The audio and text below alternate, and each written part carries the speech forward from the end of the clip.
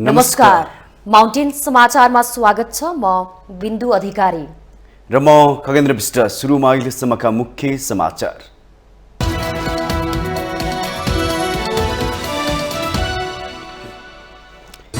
Agenda विहीन अवस्थामा रहेका सांसदहरू संसदमा बेतुकका विषयमाथि निरर्थक बहसमा रम्दै देशलाई मागी खाने अवस्थामा पुर्याएका नेताले विदेशीसँग इज्जत खोज्नु हास्यास्पद। बजेट निर्माणका क्रममा अनधिकृत व्यक्तिको संलग्नताबारे सांसदहरूले मागी अर्थमन्त्रीसँग जवाफ। करको दर हेरफेरमा बिचौलियाको प्रभाव नरहेको अर्थमन्त्रीको दावी।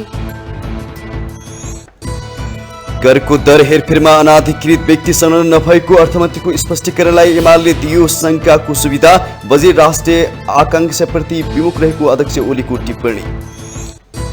संसदभित्र असंसदनीय शब्दको प्रयोग बढ्दै जेठ 10 गते यता मात्र 3 जना सांसदले बोलेको केही शब्द रेकर्डबाट हटाइयो। नक्कली भुटानी शरणार्थी प्रकरणमा सरकारी वकिलको थुनछेक बहस सकियो। अब प्रतिवादी तर्फबाट कानून व्यवसायले बहस गर्ने। जेठ 31 गतेसम्म बहस जारी रहने। रुसले बमबारी गरेर प्रमुख जलविद्युत आयोजनाको बाँध भत्काएको युक्रेनको आरोप।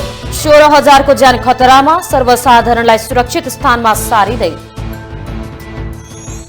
र नवप्रवेशित चर्च बोइज युनाइटेडले जित्यो शहीद स्मारक ए डिभिजन लिग फुटबल उपाधि। 3 स्टार क्लबसँग अङ्क बाँडेपछि चर्च बोइज एक खेल अघि नै लिग विजेता।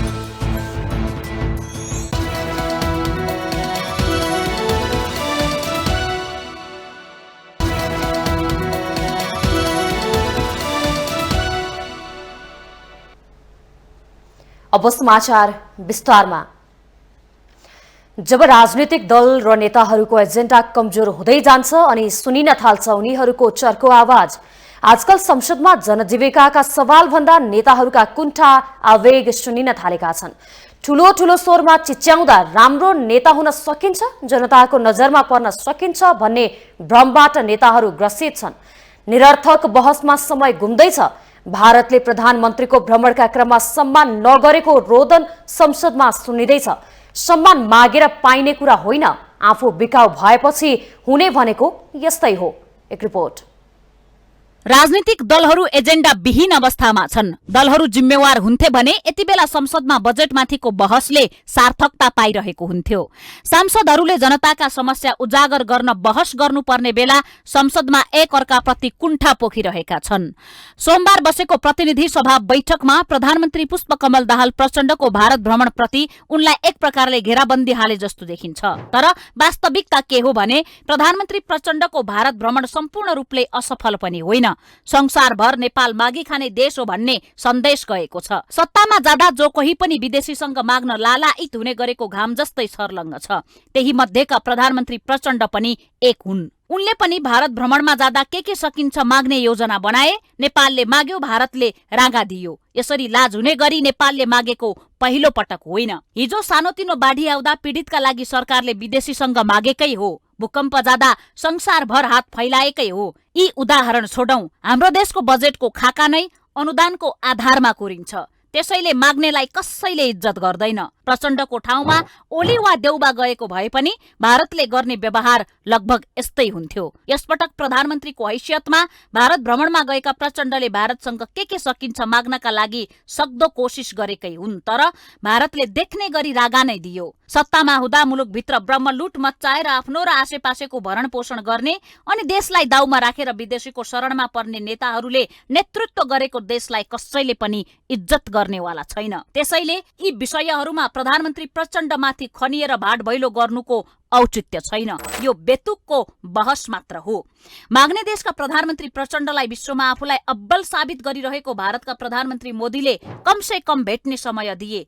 हाललाई त्यही ठूलो कुरा हो। हाम्रा नेताहरूले आफूलाई बिकाउ बनाइराख्ने हो भने भोलि त्यही भेट पनि नहुन सक्छ। यस्तो वस्तुगत अवस्था बुझेका ठूला भनिने दलका मै हुँ भन्ने शीर्ष नेता र सांसदहरूले संसदमा मुलुक बनाउने एजेन्डामाथि छलफल गर्नुपर्ने बेला भाँडभैलो हुने गरी संसदमा एक अर्कालाई थर्कमान गर्न खोज्नु एजेन्डा विहीनताको पराकाष्ठ हो। संसदमा मनलाग्दी बोल्ने अनि त्यही शब्दहरू संसदको रेकर्डबाट हटाउनमै संसद सीमित हुनु ज्यादै दुखद पक्ष हो। दलका नेताहरूमा न एक आपसमा हार्दिकता छ न राजनीतिक संस्कार।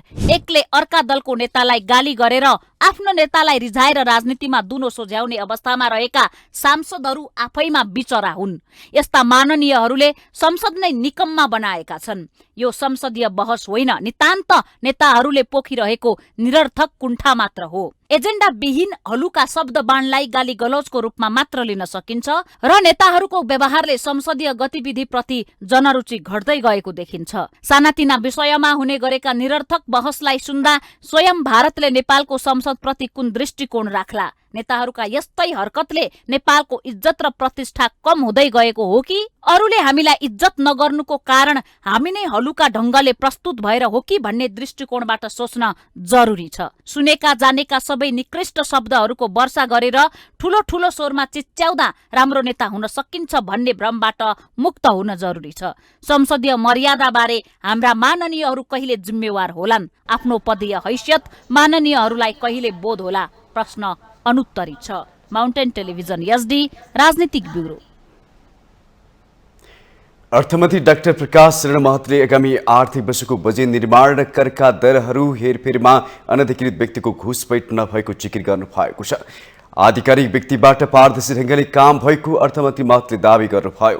संघीय संसदको प्रतिनिधि सभामा सांसदहरूले उठाएका प्रश्नहरूको जवाब दिने क्रममा उहाँले अनधिकृत व्यक्तिको प्रवेश लगायत विषयमा शंका नगर्न आग्रह गर्नुभयो।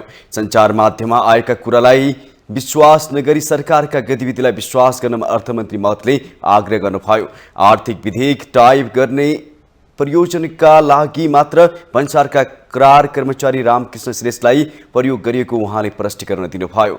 बिचौलियालाई छेउछाउमा पनि आउन नदिएको मन्त्री महतको दाबी थियो।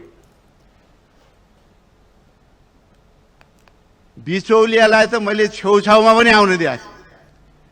मैले भनेको छु अवश्य पनि यो चाहिँ अन्तर्क्रियाको क्रममा विराटनगर पनि गए, म यहाँ पनि विभिन्न फोरममा चाहिँ सुझाव सल्लाह दिए। एफएनसीसीआई, सीएनआई अरू विभिन्न सङ्घ संस्थाहरूले आफ्ना चाहिँ सुझाव सल्लाह यो गर्यो भने राम्रो हुन्छ, यसो गर्यो भने राम्रो हुन्छ, सबै दिनुभएको छ। त्यसलाई हामीले सुन्नु पनि पर्छ, सुन्या पनि छौँ। व्यक्तिगत रूपमा आएर पनि त्यहाँ चाहिँ पत्रहरू चाहिँ पेश गरेका छन्, कार्यालयमा दर्ता गरेका छन्। त्यसलाई पनि हामीले चाहिँ समग्र रूपमा चाहिँ विश्लेषण गरेका छौँ।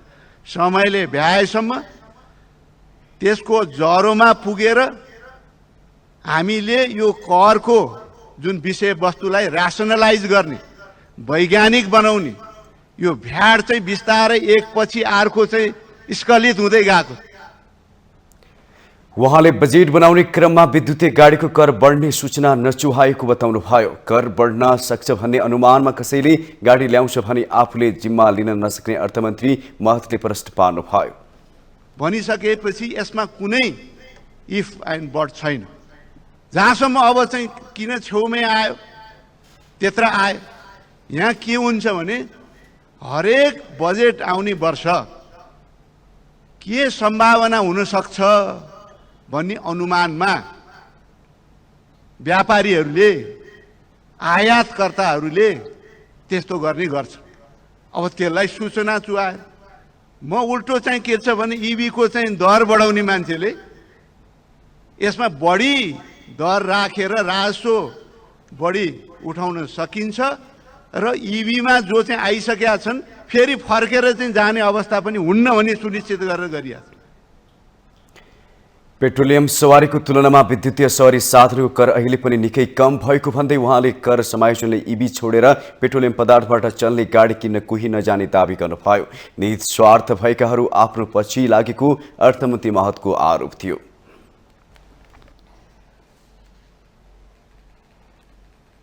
यसअघि सांसदहरूले बजेट निर्माणका क्रममा अर्थ मन्त्रालयमा अनाधिकृत व्यक्तिको प्रवेश भएको विषयमा अर्थमन्त्रीको जवाफ माग गरेका थिए।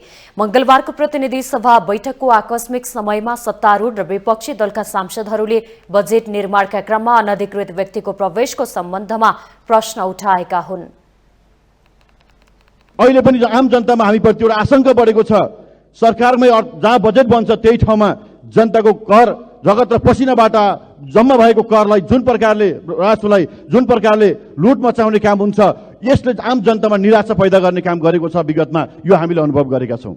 अहिले पनि सभामुख महोदय, आज विभिन्न छापाहरूमा विभिन्न मिडियाहरूमा हामीले हेर्दैछौँ अहिले पनि बजेटको जुन भाषण हुँदै थियो त्यसको अघिल्लो दिन मध्यरातमा फेरि त्यहाँ पनि बिचौलियाहरू लाने काम भएको छ र फेरि बिचौलियाहरू राखेर करको दर तलमाथि पार्ने काम भएको छ भन्ने कुरा हामीले सुनिरहेका छौँ। जब बजेट बन्दै रहन्छ त्यो बजेट बनाउने ठाउँमा निश्चित मान्छेहरू त्यहाँ बस्ने एउटा प्रावधान गरिएको हुन्छ, तर त्यहाँ मन्त्रीका स्वकीय सचिवदेखि लिएर अन्य आधिकारिक अनाधिकारिक सबै खालका मान्छेहरू भित्र बाहिर भएको हुन्छ। सबैले भित्रबाट फोन बाहिर लगाइरहेका हुन्छन्, भित्र बाहिर गरेका हुन्छन्। त्यहाँ कुनै सूचनाको त्यहाँ गोपनीयता कायम गरिएको हुँदैन। अर्थ समितिको पहिलो बैठकमा नै अर्थमन्त्रीसँग पोलिसी करप्सन बारे सवाल जवाफ भएकै हो। बकाइदा कागज मिलाएर, औपचारिकता मिलाएर, विधि पुर्याए जस्तो गरेर बैठक बसेर नियमावलीहरू नै संशोधन गर्दै अख्तियारले पनि समाउन नसक्ने गरी सेटिङमा हुने भ्रष्टाचारको महामारी विगत केही वर्षमा आगो झैं सल्किएको छ। सक्छौ भने मलाई जेल हाल भन्ने हुँकारको जननी त्यही हो। दण्डहीनताको यो चुरीफुरी विरुद्ध हामी उभिएका छौं र यसलाई तोडेरै छाड्ने हाम्रो दल राष्ट्रिय स्वतन्त्र पार्टीको संकल्प छ। हरेक वर्ष कहिले सीसीटीभी काण्ड र कहिले मुसा काण्ड आउन थाल्यो। उद्योग लाग्छ बाहिर बसेर हेर्ने हो भने। हामीले अहिले साल सोचेका थियौं यस्ता कुनै काण्डहरू आउँदैनन् र बाहिर सुनेर बस्ने मान्छेलाई पनि वाक्क दिक्क भइदैन भन्ने लागेको थियो। तर हिजो 81 छापामा यस्ता कुराहरू आए कि अहिले अछुतो नै नरहने गरी यस्तो सेटिङ मिलाउने र विधि र प्रक्रिया मिलाएर चाहिँ भ्रष्टाचार भयो भन्ने कुरा बजारमा छ्यापछ्यापी छ। भन्सारको राजस्व छुटको प्रभाव अध्ययन गर्न, तथ्याङ्क सङ्कलन गर्न तथा विश्लेषण गर्ने अधिकार दिएको छ। त्यति मात्र होइन, आर्थिक ऐन 2080 को तर्जुमा गरेर प्रारम्भिक मसौदा तयार गर्न भन्सारको उपसमितिको सचिवालयमा राय सुझाव सङ्कलन सम्बन्धी कार्य गर्ने अधिकार दिएर तत्कालीन अवस्थामा केका लागि नियुक्ति गरियो र कसले नियुक्ति गरियो अर्थमन्त्रीलाई म जवाफ दिन आग्रह गर्छु सभामुख महोदय। यो पहिलो पक्ष घनश्याम तिमिल सिन्हा भन्ने मान्छे भन्सार विभागको शाखा अधिकृत र दोस्रो पक्ष रामकृष्ण श्रेष्ठ जो ललितपुर महानगरपालिका वार्ड नम्बर 13 कुसुन्ती बस्ने को बीच सहमति भएको देखिन्छ सभामुख महोदय। सांसदहरूले यो विषयमाथि संसदीय समितिबाटै छानबिन हुनुपर्ने माग पनि दोहोर्याएका थिए। नेकपा एमाले बजेट बनाउँदा करको दर हेरफेरमा अनधिकृत व्यक्तिको संलग्नता नभएको भनेर स्पष्टीकरण दिनुभएका अर्थमन्त्रीलाई शंकाको सुविधा दिएको छ। प्रतिसभाको बैठकको बजेटमाथि छलफलमा भाग लिँदै एमाले अध्यक्ष केपी शर्मा ओलीले अर्थमन्त्रीले सफाईप्रति शंकाको सुविधा दिएको बताउनु भएको हो। आफूमाथि लागेको आरोपको सफाई दिँदा कसम खाने बानी रहेको भनेर व्यङ्ग्य गर्दै ओलीले अर्थमन्त्रीले बोलेका कुरा साँचो होस् भन्ने कामना पनि गर्नुभयो। अर्थमन्त्रीजीले कसम खाने बानी रहन्छ राम्रो लाग्यो। कसम खानेहरू बडा खतरनाक हुन्छन्। कसम खानु भएन, आफ्नो सफाई दिन खोज्नु हो। मलाई लाग्यो उहाँले जसरी सफाई दिन खोज्नु भएको छ त्यसमा बेनिफिट अफ डाउट दिउँ, उहाँले भनेको कुरो नै साँचो होस्, अखबारमा आएका कुराहरू साँचा नहुन्। बजेटको आलोचना गर्दै अध्यक्ष ओलीले सरकारले ल्याएको बजेट नेपाल र नेपालीको राष्ट्रिय आकांक्षाप्रति विमुख रहेको दावी गर्नुभयो। समाजवाद उन्मुख अर्थतन्त्र निर्माण गर्ने कुरा भन्दा पनि बजेटमा अकर्मण्यता र शिथिलता मात्रै रहेको अध्यक्ष ओलीको टिप्पणी छ। बजेटमा मुलुकको अर्थतन्त्रलाई सुदृढ गर्ने कुनै पनि भिजन नभएको भन्दै ओलीले चिलको आँखाको जस्तो भिजन हुनुपर्नेमा लाटुकुचराको जस्तो भएको उल्लेख गर्नुभयो। मुलुकको अर्थतन्त्रलाई अघि बढाउन नसक्ने उल्लेख गर्दै ओलीले बजेटबारे गरेको टिप्पणीलाई आलोचना गर्न भन्दा पनि उपलब्धिमा देखाउन सत्तारूढ गठबन्धनलाई चुनौती दिनुभयो।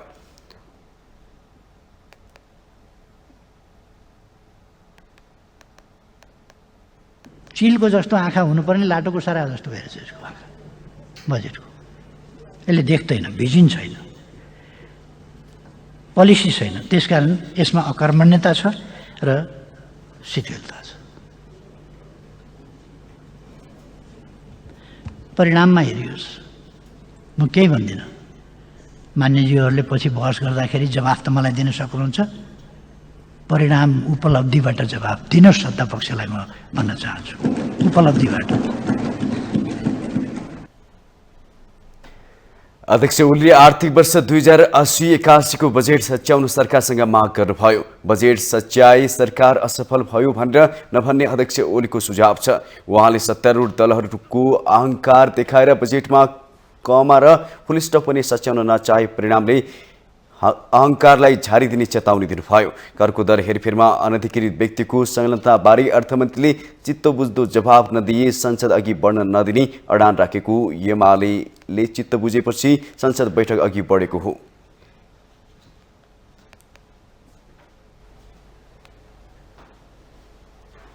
मुर्रा रागाले सोमबार प्रतिनिधि सभामा खैला बैला मचायो। मंगलबार एक नायब सुब्बाको प्रसंगले झण्डै संसद अवरुद्ध होला कि झै भयो। बजेट निर्माणका क्रममा अनधिकृत व्यक्तिलाई सामेल गराएको भन्दै प्रतिपक्षी सांसदहरूले अर्थमन्त्रीलाई केरकारने गरे। एक रिपोर्ट। बजेट निर्माणका क्रममा अर्थमन्त्रीको टिमसँगै थिए भन्सार विभागका पूर्व नासु रामकृष्ण श्रेष्ठ।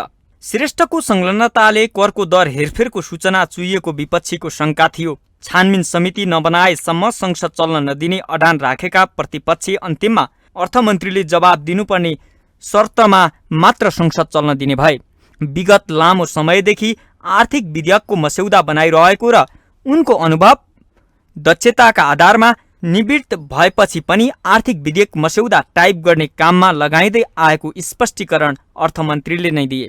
अर्थमन्त्रीले आफ्नो इमान्दारितामा शंका नगर्न बारम्बार आग्रह गरे। अर्थमन्त्रीको जवाफले करको दर परिवर्तन गर्दा कोडिङ गर्ने र टाइप गर्ने उनी जतिको कोही पनि व्यक्ति अर्थ मन्त्रालयमा नरहेको बुझिन्छ। एउटै व्यक्तिलाई हरेक वर्ष प्रयोग गर्नुपर्ने र अवकाश पाउँदासम्म पनि उनको विकल्पमा कुनै अर्को दक्ष व्यक्ति नै नहुने अवस्था पनि रहन सक्छ र?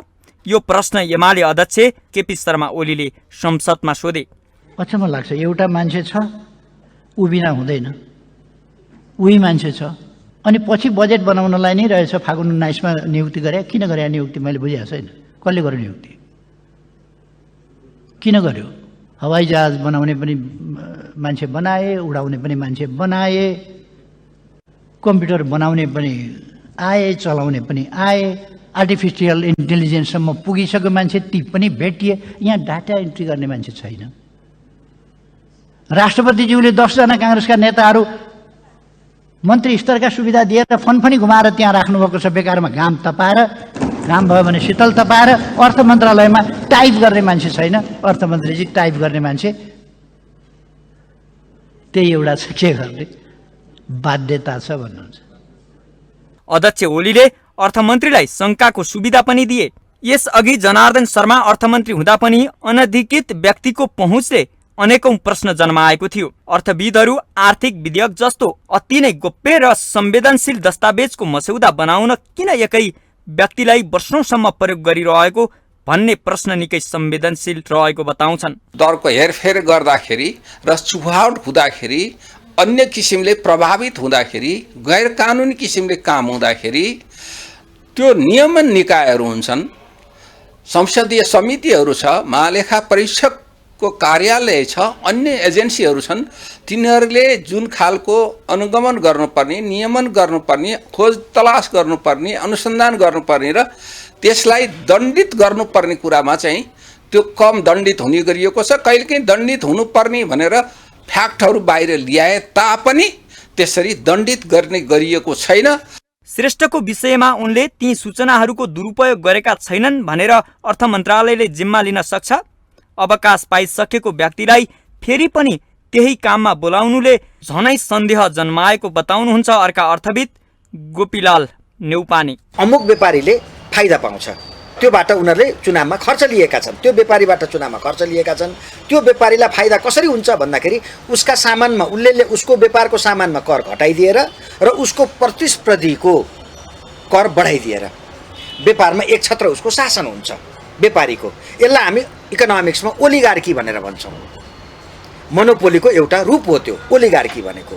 त्यसैले सकभर फ्लोरिस होस् भन्ने यो बजेटले चाहेको छ र त्यो एकदमै इकोनोमिक क्राइम भन्छौँ हामी त्यसलाई।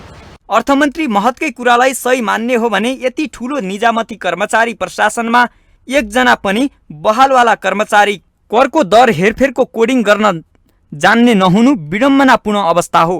तर हरेक वर्ष सम्बन्धित व्यक्तिको पहुँच बजेट निर्माणका क्रममा भइरहेको तथ्य सार्वजनिक हुनुले जन्माएको शङ्काको सहजै निवारण हुँदैन।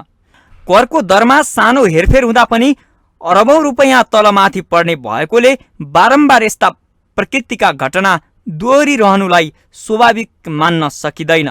माउन्टेन टेलिभिजन एसडीका लागि लक्ष्मीप्रसाद नेउपाने, काठमाडौँ। माउन्टेन समाचारमा पालो भएको छ ब्रेकको।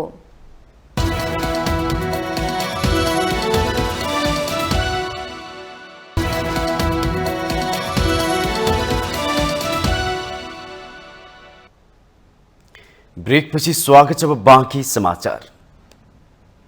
नेकपा एमालेका सांसद योगेश कुमार भट्टराईले देशको आर्थिक समस्या समाधानका लागि वृहत गोलमेज सम्मेलन गर्न अर्थमन्त्रीलाई आग्रह गर्नु भएको छ। मंगलबारको प्रतिनिधि सभा बैठकमा बोल्दै सांसद भट्टराईले देश चरम आर्थिक सङ्कटमा रहेको भन्दै सङ्कट समाधानका लागि वृहत गोलमेज सम्मेलन गर्नुपर्ने बताउनु भएको हो। उहाँले राजनीतिक दल, नीति निर्माण गर्ने निकाय, कर्मचारी तन्त्र, निजी क्षेत्र, विकासका साझेदार, अन्तर्राष्ट्रिय समुदाय लगायतको सहभागितामा गोलमेज सम्मेलन गरी विकासको बाटो खोज्नुपर्ने प्रश्न पार्नुभयो। सबै राजनीतिक दल, नीति निर्माण गर्ने निकाय, कर्मचारी तन्त्र, निजी क्षेत्र, हाम्रो विकासका साझेदार, अन्तर्राष्ट्रिय समुदाय लगायत सबैको सहभागितामा एउटा हामी वृहत गोलमेज सम्मेलन गरौँ। त्यसले एउटा आजको आर्थिक अवस्थाको निकास दिने बाटो के हो त्यसको एउटा साझा अवधारणा बनाऊ। सांसद भट्टराईले राष्ट्रपति प्रधानमन्त्रीदेखि राज्यका उच्चपदस्थ कर्मचारीहरूको 25% तलब भत्ता कटौतीको प्रस्ताव पनि गर्नुभयो। कांग्रेसका सांसद विमलेन्द्र निधिले प्रमुख प्रतिपक्षी दलका नेता एमाले अध्यक्ष केपी शर्मा ओलीले संसद लामो समय बोलेर समय खर्चेको भन्दै टिप्पणी गर्नुभयो। विषयवस्तु बुझिने गरी नभएर असान्दर्भिक विषयमा नै बोलेर ओलीले संसदको समय खर्चिएको निधिको भनाइ थियो। बजेटमाथिको छलफलका क्रममा मंगलबार अध्यक्ष ओलीले झण्डै 2 घण्टा सम्बोधन गर्नुभएको थियो। सांसद निधिले ओलीले सम्बोधन गर्दा प्रतिपक्षी सांसदहरू नै निदायको व्यङ्ग्य गर्नुभयो।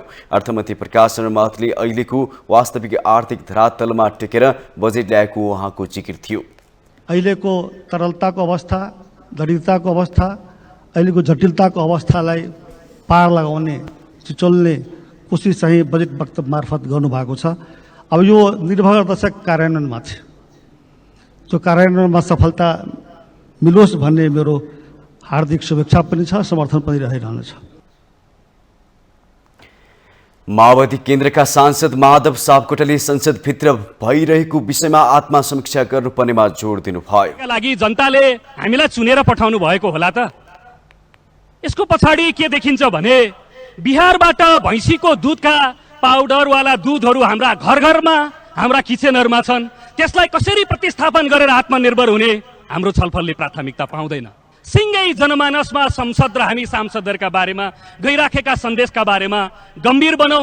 यो सार्वभौम अधिकार सम्पन्न संसदलाई मर्यादा कायम गरौँ र जिम्मेवारी बोधका साथ पालना गरौँ।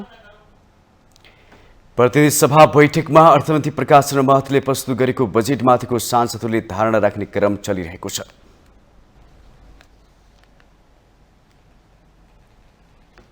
प्रतिनिधि सभालाई कानून, नीति, नियम र विधिको शासनका विषयमा छलफल गर्ने थलोको रूपमा चिनिन्छ, जहाँ जनताबाट निर्वाचित सांसदले जनतासँग प्रत्यक्ष जोडिएका विषयलाई उठाएर जनताको आवाज बोल्नुपर्छ।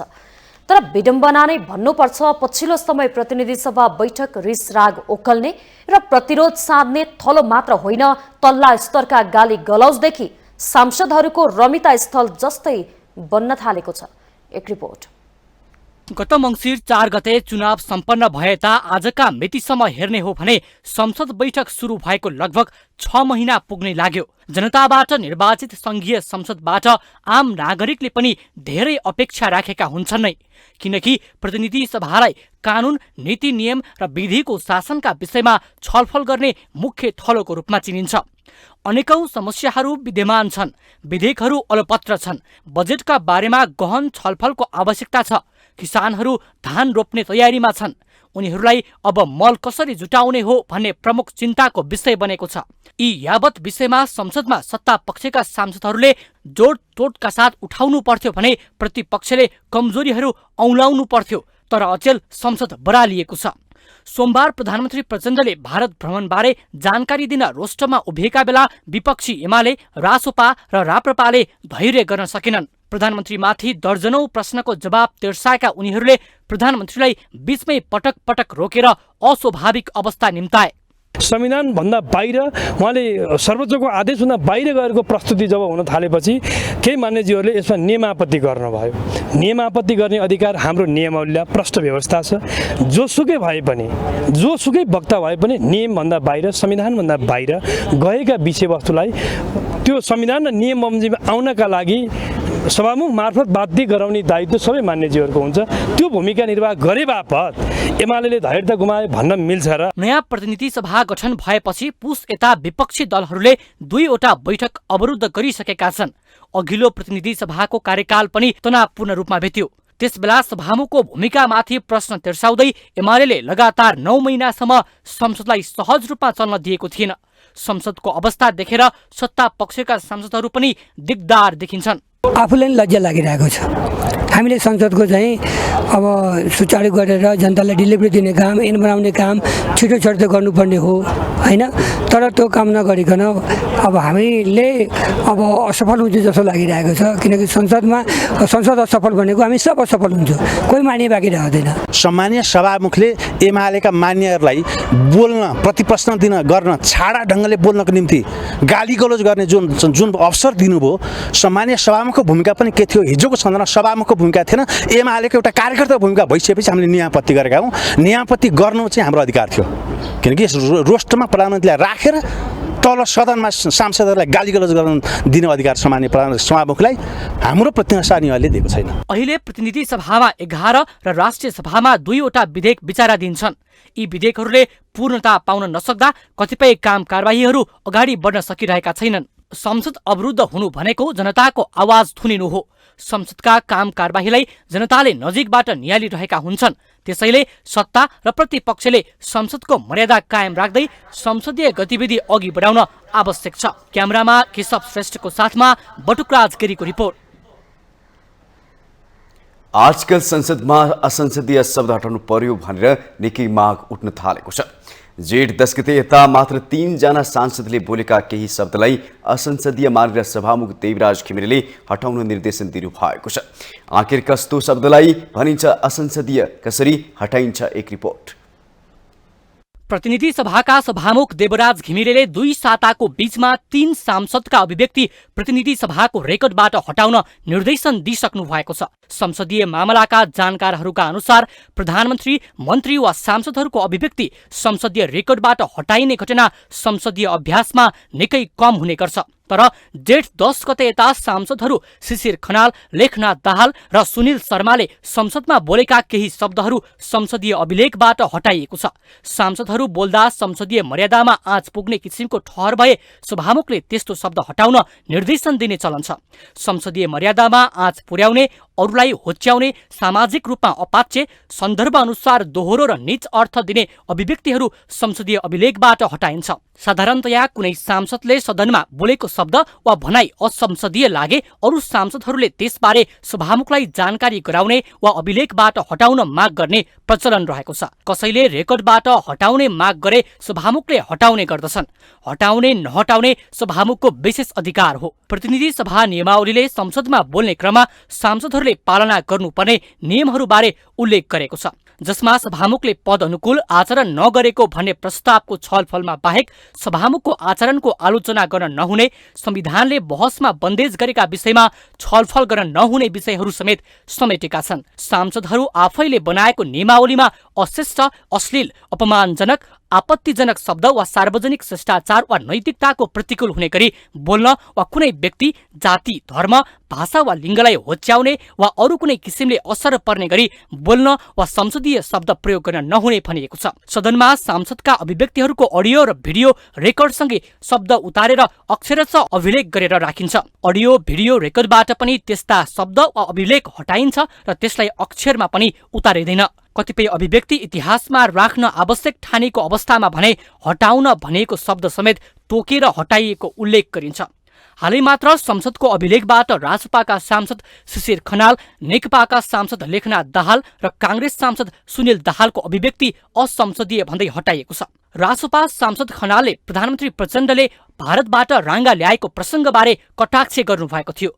यसअघि जेठ 10 गते नेकपा माओवादी केन्द्रका सांसद लेखनाथ दाहालले पूर्व प्रधानमन्त्री केपी शर्मा ओलीलाई इङ्गित गर्दै लगाइएको भ्रष्टाचारको आरोप संसदको रेकर्डबाट हटाइएको थियो। जेठ 10 मै नेपाली कांग्रेसका सांसद सुनिल शर्माको अभिव्यक्ति पनि सदनको अभिलेखबाट हटाउन निर्देशन दिइयो।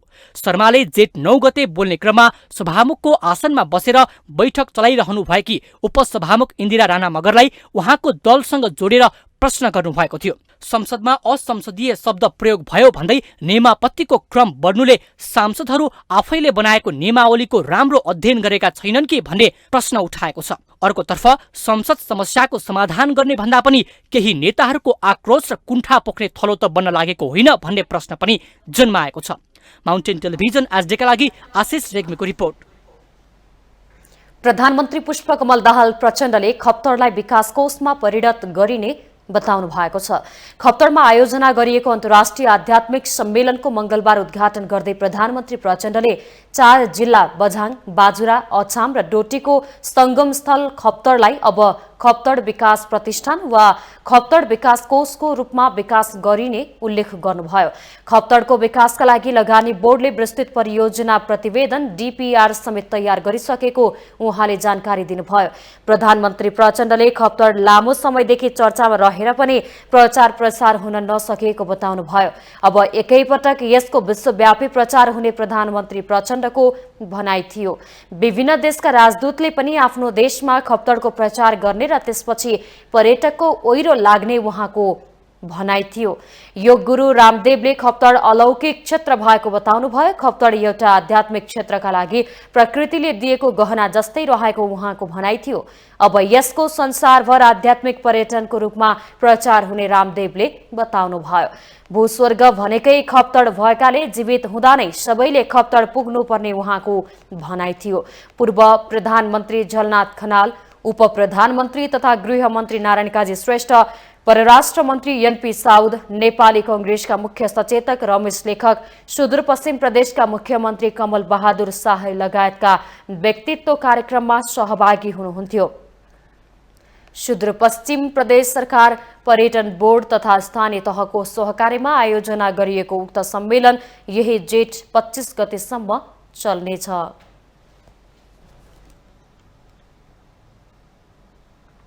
नक्कली भुटानी शरणार्थी प्रकरणमा जारी थुन्चेक बहसमा सरकारी उकिल तर्फको बहस सकिएको छ। सरकारी उकिल तर्फको बहस सकेसँगै अब प्रतिवादी तर्फबाट कानुन व्यवसायले बहस सुरु गर्ने जिल्ला अदालत काठमाडौँले जनाएको छ। जिल्ला अदालतका न्यायाधीश प्रेम प्रसाद न्यौपानेको इजलासमा जारी बहसमा उक्त प्रकरणका प्रतिवादीलाई थुना मुक्त गरे प्रमाण नष्ट हुन सक्ने तथा जाहेरीकर्ताको सुरक्षामा खतरा हुन सक्ने भन्दै थुनामा राखेर नै मुद्दाको पूर्वपक्ष गर्नुपर्ने जिकिर सरकारी उकिलहरूले गरेका छन्। नक्कली भुटानी शरणार्थी प्रकरणमा संलग्न रहेको आरोपमा पक्राउ परेका पूर्व उपप्रधानमन्त्री टो बहादुर राईमाझी, पूर्व गृहमन्त्री बालकृष्ण खाँडसहित 18 जनालाई थुन्चेक बहसका लागि उपस्थित गराइएको छ। सो थुन्चेक बहस यही जेठ 31 गतेसम्म जारी रहने र त्यसपछि पूर्वपक्षका लागि थुनामा पठाउने कि नपठाउने भन्ने बारेमा निर्णय लिइने बताइएको छ। जिल्ला सरकारी वकिलको कार्यालय काठमाडौँले पक्राउ परेका 18 जना सहित फरार रहेका 30 जनालाई संगठित अपराध, कीर्ति, ठगी तथा राज्य विरुद्धको आरोप गरी 4वटा मुद्दा लगाउँदै 27 करोड 50 लाख बिगो माग दाबी सहित जिल्ला अदालत काठमाडौँमा यही जेठ 10 गते मुद्दा दायर गरिएको थियो।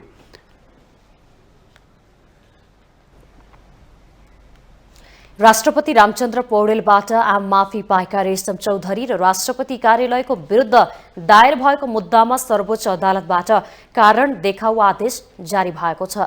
टिकापुर घटनामा मारिएका सशस्त्र प्रहरीका इन्सपेक्टर केशव बोहराकी पत्नी शारदा कडायतले दायर गरेको रिटमा सर्वोच्चबाट कारण देखाउ आदेश जारी गर्दै अग्राधिकार प्रदान गर्ने आदेश भएको हो। मंगलबार सर्वोच्च अदालतका न्यायाधीश प्रकाश मानसिंह राउतको एकल इजलासले विपक्षीहरूको नाममा कारण देखाउ आदेश जारी गर्दै मुद्दालाई अग्राधिकार दिने आदेश दिएको हो। गणतन्त्र दिवसको अवसरमा गत जेठ 15 गते राष्ट्रपति रामचन्द्र पौडेलले टिकापुर हत्याका प्रमुख योजनाकार भनिएका रेशमलाल चौधरीलाई बाँकी कैद मिनाहा दिने निर्णय गर्नुभएको हो। राष्ट्रपतिले दिएको माफी सदरको माग गर्दै घटनामा मृत्यु भएका सशस्त्र प्रहरीका इन्सपेक्टर केशव बोहराकी पत्नी शारदा कडायतले सर्वोच्च अदालतमा दिएको रिटमा अदालतको यस्तो आदेश भएको हो। राष्ट्रपति कार्यालयको निर्णय बदर गर्न माग गर्दै चौधरीलाई पुरै समय जेलमा राख्नुपर्ने कडायतको माग छ। अदालतले न्याय दिनेमा विश्वास रहेको भन्दै कडायतले न्याय नमिले अन्तर्राष्ट्रिय अदालतसम्म जाने चेतावनी दिनुभयो।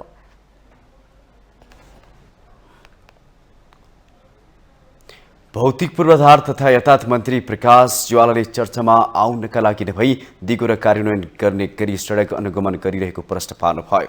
मंगलबार भौतिक तथा पूर्वाधार मन्त्री ज्वालाले चक्रपथको दोस्रो खण्ड कलङ्कीदेखि वसुन्धरासम्मको सडकको स्थलगत निरीक्षण गर्ने क्रममा चर्चामा आउनका लागि नभई दिगो विकास र कार्यान्वयन गर्ने गरी सडक अनुगमन गरिरहेको प्रश्न पार्नु भएको हो।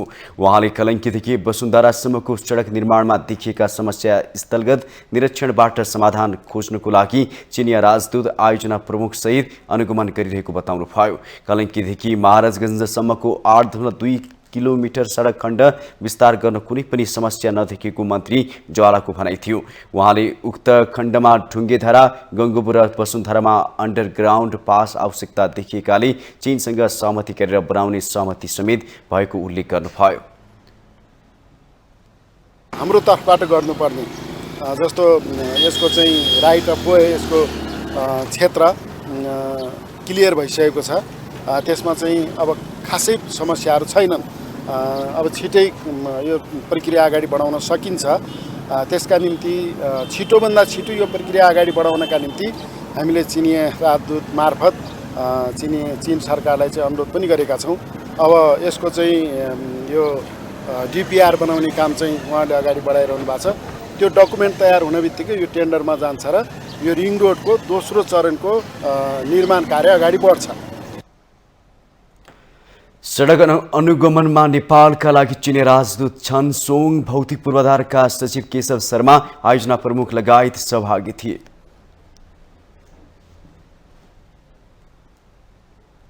माउन्टेन समाचारमा पालो भएको छ ब्रेकको।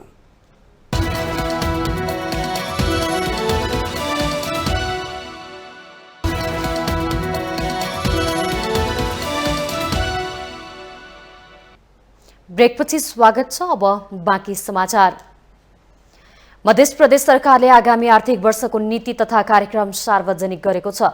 प्रदेश सभाको मंगलबार बसेको बैठकमा प्रदेश सरकारको तर्फबाट प्रदेश प्रमुख हरिशंकर मिश्रले नीति तथा कार्यक्रम प्रस्तुत गर्नुभएको हो। कार्यक्रममा कृषि, शिक्षा, स्वास्थ्य तथा पर्यटन पूर्वाधारका कार्यक्रम प्राथमिकतामा परेका छन्।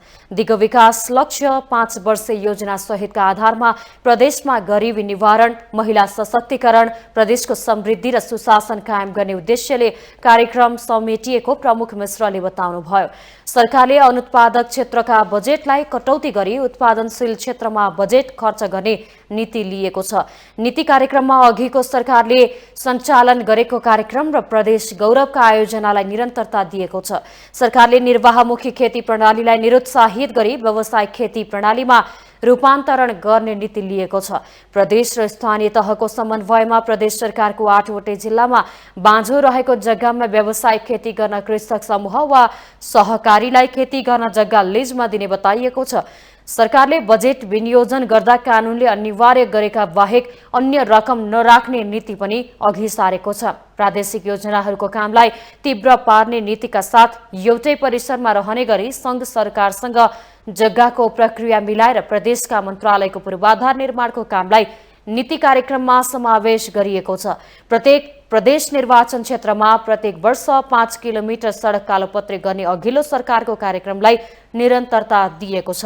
महिला सशक्तिकरणका लागि प्रदेश सरकारले सञ्चालन गरेको बेटी पढाऊ बेटी बचाऊ अभियान अन्तर्गतका छात्रालाई साइकल वितरण, छोरी शिक्षा बीमा, सेनिटरी प्याड वितरण जस्ता कार्यक्रमलाई सरकारले निरन्तरता दिँदै शिक्षा तथा समाज कल्याण मन्त्रालयबाट अनुगमन हुने गरी साइकल खरिदका लागि विद्यालयमै अनुदान रकम पठाइने नीति तथा कार्यक्रममा उल्लेख छ।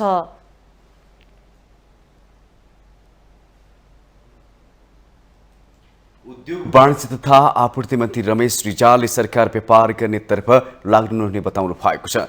मंगलबार जनकपुरमा पत्रकारसँग कुराकानी गर्दै उहाँले सरकारले व्यापार गर्ने नभई व्यापारका लागि सहजीकरण गर्नुपर्ने बताउनु भयो। सत्ता गठबन्धन 5 वर्ष नै टिक्ने दावी गर्दै मन्त्री रिजालले उद्योग क्षेत्रमा देखेका समस्या समाधान गर्न सरकार तयार रहेको उल्लेख गर्नुभयो। बजेटको ट्रेडिसनल सिस्टम पञ्चायत कालदेखि नै रही आएकाले यसलाई परिवर्तन नगरेसम्म देश र उद्योगीहरू सुखी हुन नसक्ने उहाँले उल्लेख गर्नुभयो। बजेटको जुन ट्रेडिसनल सिस्टम छ, पञ्चायत कालदेखि नै आएको सिस्टम छ, हरदम त्यहाँनिर अलिकति उता छकछार गरिदिएर बजेट बनाउने कार्यक्रम छ। त्यसमा परिवर्तन गर्न सक्नु भएन भने, भिजनका साथ परिवर्तन गर्न सक्नु भएन भने न उद्योगपति सुखी रहन सक्छ, न यो देश सुखी रहन सक्छ, समृद्ध हुन सक्छ। त्यसका सरकार कटिबद्ध छ। विगतमा एउटा त हाम्रो दुर्भाग्य के छ भने राजनीतिक स्थिरता भइदियो। देश बनाउनका लागि संघीय सरकारलाई मात्रै कराएर नहुने बरु सबै मिलेर सहकार्य गरी काम गरी देश विकास गर्न समय नलाग्ने मन्त्री रिजालले बताउनुभयो। उहाँले पहाडबाट बगेर जाने बालुवाहरूको उत्खनन गरी बिक्री गर्दा विरोध भइरहेको भन्दै आपत्ति जनाउनुभयो।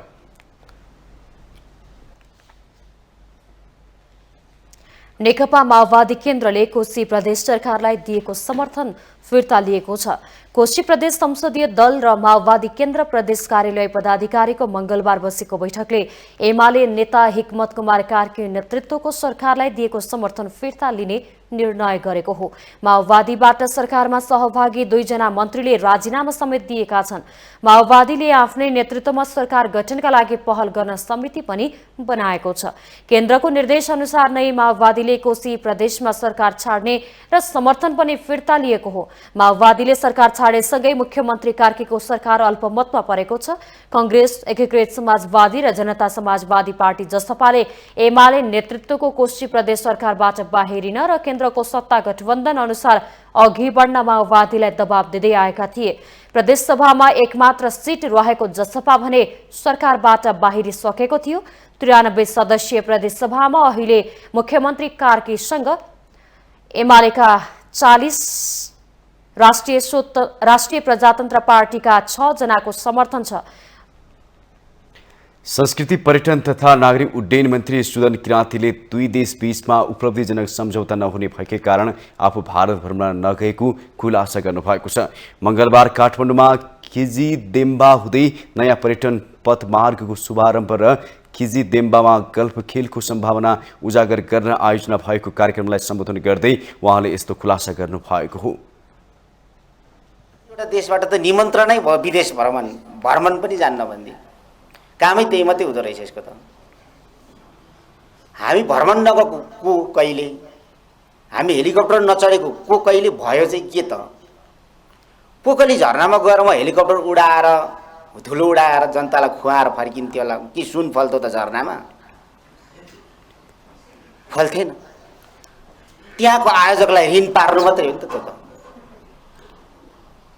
त्यस कारणले मैले हेलिकप्टर पनि नचढ्ने, 2 देश बीचको सम्झौता हुँदैन भने विदेश पनि नजाने, यसपालि इन्डिया पनि नगएको। खासमा त पर्यटन मन्त्री त सवारी मन्त्री हो नि त, सिभिल एभिएसन पनि यसकै छ, जहाज जानु पर्थ्यो नि त। गएर केही हुनेवाला छैन भने, आफ्नो भूमिकै हुँदैन भने किन जाने। कार्यक्रममा नेपाली कांग्रेसका सांसद रामहरि खतौडाले मन्त्रीको जोहारीले कुनै पनि जिल्लाको विकास कम हुनु नहुने टिप्पणी गर्नुभयो। ओखलढुङ्गाको विकासका लागि आफूले अर्थमन्त्री र पर्यटन मन्त्रीसँग बारम्बार अनुरोध गरे पनि एकले अर्कोलाई दोष दिएर पन्छिएको आरोप लगाउनुभयो। के बजेट हाल्न आफ्नो जिल्लाको मन्त्री मात्र हुनुपर्ने? तपाईहरुलाई सुन्नुभयो होला, कहीँ कहीँ एयरपोर्टको खुब चर्चा चलो, रुकुमको एयरपोर्टको चर्चा चलो, रुम्जाटार र खिचिदेम्बाको चर्चा चलेन। कि यो कमजोरी मैले अर्थमन्त्रीलाई भन्दा पर्यटन मन्त्रीले पठाएन भन्छ, पर्यटन मन्त्रीलाई भन्दा अर्थले दिएन भन्छ। मन्त्रीको जुहारीले जिल्लाको विकास कुनै पनि कम हुनु हुँदैन। यो मेरो प्रतिबद्धता हो, यसलाई अगाडि बढाउन फेरि पनि मन्त्रीजीलाई म अगाडि बढ्नुहोस् भनेर अनुरोध गर्न चाहन्छु। विभिन्न बहानामा यसले उसले गरेन होइन, हामी मुलुक परिवर्तनका लागि आएका छौँ। हामी सानातिना कुरामा अहिले झगडा गरिरहेका छौँ। त्यस्तै पूर्व सांसद एवं नेकपा एमालेका नेता एकेराज सुनारले ओखलढुङ्गाको चण्डेश्वरीमा निर्माणाधीन डोमोस विमानस्थलको स्तर उन्नतिका लागि बजेट छुट्याइदिन पर्यटन मन्त्री किराँतीसँग आग्रह गर्नुभयो। अनुरोध गर्न चाहन्छु, तपाईँको राजनीतिक जीवन हुर्किएको ओखलढुङ्गा जिल्लामा पर्यटन मन्त्रीज्यू एउटा काम गरिदिनुहोस्। अरू पूर्वाधार स्थानीय बजेटहरूले गर्दै गरौँला, अरू कामहरू गर्दै गरौँला, एउटा काम गरिदिनुहोस्। खिजी चण्डेश्वरीमा निर्माणाधीन डोमोस एयरपोर्टलाई स्तर उन्नति गरेर एटीआर प्लेन चल्ने गरी बजेट छुटाइदिनुहोस्। म यो हार्दिक अनुरोध गर्न चाहन्छु। युग युगसम्म भोलिका पुस्ताले सुदन किराँती पर्यटन मन्त्री हुँदा यो योगदान भयो भन्ने चाहिँ एउटा गर्व हुनेछ। कार्यक्रमसँगै खिजीदेम्बु थोलेदेम्बा क्षेत्र समेटिने पर्यटकीय पथ मार्ग सुरु भएको छ। पोकली झरना 130 मिटर हुँदै चिलिम डाँडा लाम्जे बौद्ध चुलिथान गौरीवन दोबाटे भन्ज्याङ थोलेदेम्बा 3350 मिटरसम्म 3 दिनको पथमार्ग र उक्त स्थान हुँदै पिके दुधकुण्ड हिमालबाट सगरमाथाको आधार शिविरसम्मको नयाँ पदमार्ग सुरु भएको छ।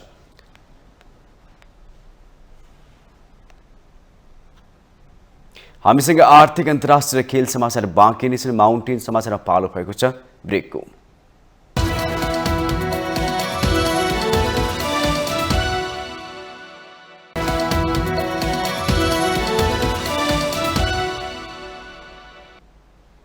ब्रेकपछि स्वागत छ। अब आर्थिक समाचार।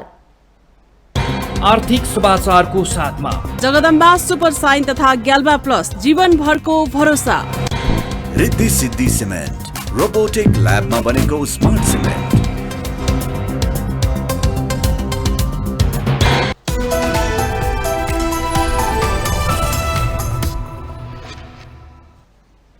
नयाँ आर्थिक वर्ष सुरु हुनै लाग्दा सरकारवालाहरू बीच यसको चर्चा परिचर्चा हुन थालेको छ। बजेटमा सबैभन्दा धेरै सरकार राख्ने निजी क्षेत्र त संसदमा प्रस्तुत नयाँ बजेटका सम्बन्धमा टीका टिप्पणी गर्नमै व्यस्त छ। संसद पनि बजेटका सबल र कमजोर पक्षलाई खेलाउँदै छलफल गर्न लागेको छ। एक रिपोर्ट। नयाँ आर्थिक वर्ष सुरु हुनै लाग्दा नीति निर्मातादेखि उद्योगी व्यापारीहरू संसदमा प्रस्तुत बजेट केलाउन व्यस्त छन्। मुलुकको कमजोर अर्थतन्त्र उकास्नु पर्ने चुनौती रहेको बजेटले लक्ष्य पूरा गर्न सक्ने नसक्ने सम्बन्धमा पनि विश्लेषकहरू सार्वजनिक भइरहेका छन्। बजेटले प्रमुख सरकारवाला निजी क्षेत्र पनि बजेटका विभिन्न कार्यक्रममा सक्रिय भइरहेका छन्। नेपाल उद्योग वाणिज्य महासंघका अध्यक्ष चन्द्रप्रसाद ढकालले बजेट मार्फत हरेक वर्ष करका दर परिवर्तन गर्दा आन्तरिक र वैदेशिक लगानी वृद्धि हुन नसक्ने तर्क गर्नुहुन्छ। आर्थिक विधेयक मार्फत सरकारले चालू आर्थिक वर्षमा कायम गरेका करका दरलाई समेत परिवर्तन गरेको भन्दै निजी क्षेत्रको मनोबल कमजोर भएको अध्यक्ष ढकालको टिप्पणी छ। आर्थिक विधेयकमा स्टील तथा उत्पादनमूलक उद्योगमा कायम गरेको करका दर परिमार्जन हुनुपर्ने, सरकारले बैंक तथा वित्तीय संस्थाहरू मर्ज हुँदा नियामक निकायले प्रोत्साहन गर्न दिएको छुटलाई कटौती गर्नु राम्रो नहुने ढकालको तर्क छ। नेपाल सरकार र नेपाल राष्ट्र ब्याङ्कले दिएको योभन्दा पहिलाका आर्थिक ऐनले चाहिँ दिएका कुराहरू लाई अहिले काटेर चाहिँ आएको छ। जुन चिज चाहिँ जुन बजेटमा चाहिँ आयो त्यो चाहिँ निजी क्षेत्रले त्यो चिजलाई चाहिँ वास्तवमा चाहिँ त्यसलाई चाहिँ प्रशंसा चाहिँ गरेको छैन। जुन चिज नहुनु पर्ने चाहिँ थियो त्यो चाहिँ भन्नाले निजी क्षेत्रले चाहिँ सोचेको अथवा निजी क्षेत्रले चाहिँ भन्नाले दिएको चाहिँ सुझाव भन्दा पनि फरक हिसाबले चाहिँ आउने गरेको कारणबाट हो कि भन्ने कुरा चाहिँ म चाहिँ राख्न चाहिँ चाहन्छु। ऋण लिएर साधारण खर्च गर्ने सरकारको मानसिकता परिवर्तन हुनुपर्ने नेपाल चेम्बर अफ कमर्सका अध्यक्ष राजेन्द्र मल्लको भनाइ छ। मुलुकको आन्तरिक आमदानीले पुग्ने सम्मको मात्रै साधन खर्च गर्नुपर्ने मल्लको सुझाव छ।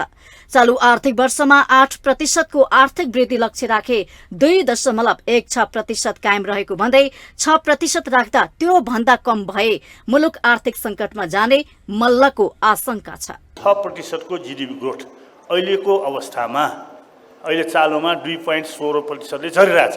विगतमा 8 राख्यो 2 मा झर्यो, अब 6 राखेर फेरि 2-3 मा झर्यो भने त त्यो जुन विनियोजित एउटा बजेट प्रस्तुत गर्छ त्यो अनुसार आर्थिक सङ्कलन गर्ने सरकारको एउटा आँकडा हुन्छ।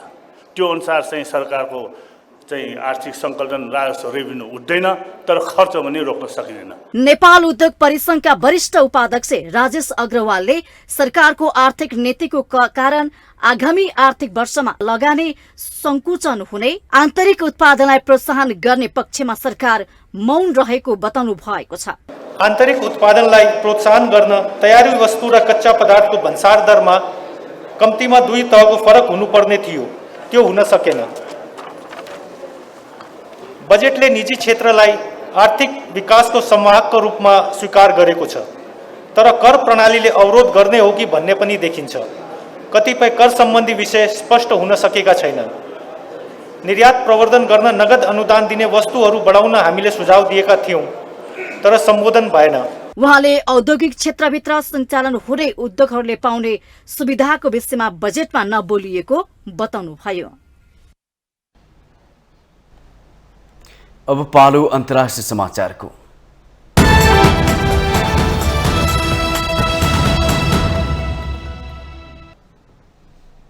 रुसले युक्रेनको दक्षिणी खेर्सन प्रान्त स्थित नेप्रो नदीमा रहेको प्रमुख जलविद्युत आयोजनाको बाँधमा बम प्रहार गरेको युक्रेनको आरोप छ।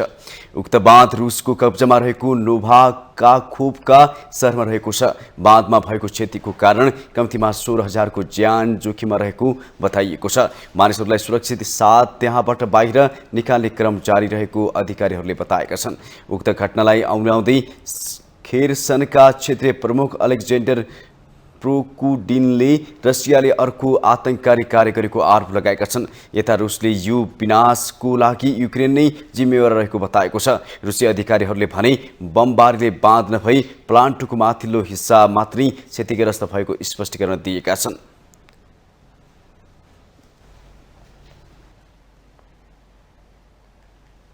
अब खेल समाचार।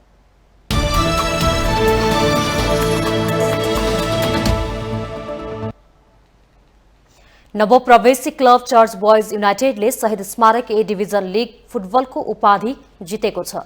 त्रिपुरेश्वर स्थित दशरथ रंगशालामा मंगलबार 3 स्टार क्लबसँग गोल रहित बराबरी खेल्दै चर्च बॉयज पहिलो प्रयासमै लीग विजेता बनेको हो। उपाधि जित्न मात्र 1 अङ्कको आवश्यकता रहेको चर्च बॉयज 3 स्टारसँग बराबरीमा रोकिए पनि च्याम्पियन बनेको हो। चर्च बॉयजले ए डिभिजन लीगमा बढुवा भएकै सिजन ए डिभिजन लीगको उपाधि जितेको हो। चर्च बॉयजले बी लीगबाट बढुवा भएकै सिजनमा ए डिभिजन लीग जित्दै मनाङ मर्साङदी क्लबको नाममा रहेको कीर्तिमानसँग बराबरी गरेको हो। मनाङले 2042 सालमा बी लीग र 2043 सालमा ए डिभिजन लीगको उपाधि जितेर कीर्तिमानी बनाएको थियो। 37 वर्षपछि चर्च बॉयजले मनाङको कीर्तिमानमा बराबरी गरेको हो। बालगोपाल महर्जनको नेतृत्वमा रहेको चर्च बॉयज लीगको 1 खेल बाँकी रहँदै उपाधिमा कब्जा जमाएको हो। मंगलबार पुछारमा रहेको कुमलटारले नेपाल एपीएफ क्लबलाई हराएर रेलिगेसनबाट बच्न सम्भावना कायम राखेको हो। च्यासल मैदानमा एपीएफ 3-1 गोल अन्तरले पराजित भएको हो। एन्फा कम्प्लेक्समा भएको विभागीय डर्बीमा नेपाल पुलिस क्लब र त्रिभुवन आर्मी क्लबले अङ्क बाँडेका छन्। दिनेश हेन्जनले दोस्रो मिनेटमा नै आर्मीलाई अग्रता दिलाए पनि पुलिसका अहमद हिजाजीले 38औं मिनेटमा बराबरी गोल फर्काए।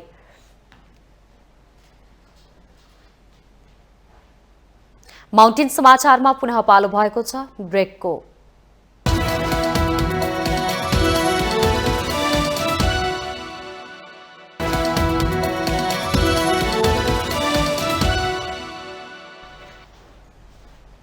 ब्रेकपछि स्वागत छ। योसँग हामी माउन्टेन समाचारको अन्त्यमा आइपुगेका छौँ। जाँदा जाँदै मुख्य समाचार पुनः एकपटक।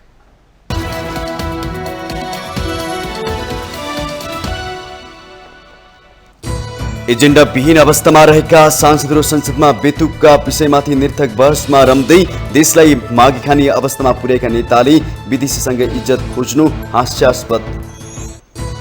बजेट निर्माणका क्रममा अनधिकृत व्यक्तिको संलग्नताबारे सांसदहरूले मागे अर्थमन्त्रीसँग जवाब। करको दर हेरफेरमा बिचौलियाको प्रभाव नरहेको अर्थमन्त्रीको दावी।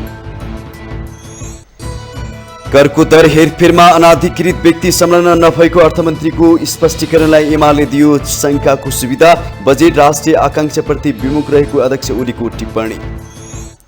संसदभित्र असंसदीय शब्दको प्रयोग बढ्दै जेठ 10 गते यता मात्र 3 जना सांसदले बोलेको केही शब्द रेकर्डबाट हटाइयो। नक्कली भुटानी शरणार्थी प्रकरणमा सरकारी उकिलको थुन्चेक बहस सकियो। अब प्रतिवादी तर्फबाट कानुन व्यवसायले बहस गर्ने। जेठ 31 गतेसम्म बहस जारी रहने। रुसले बमबारी गरेर प्रमुख जलविद्युत आयोजनाको बाँध भत्काएको युक्रेनको आरोप। 16,000 को ज्यान खतरामा, सर्वसाधारणलाई सुरक्षित स्थानमा सारिँदै। र नवप्रवेशी चर्च बोइज युनाइटेडले जित्यो शहीद स्मारक ए डिभिजन लिग फुटबल उपाधि। थ्री स्टार क्लबसँग अङ्क बाँडेपछि चर्च बोइज एक खेल अघि नै लिग विजेता।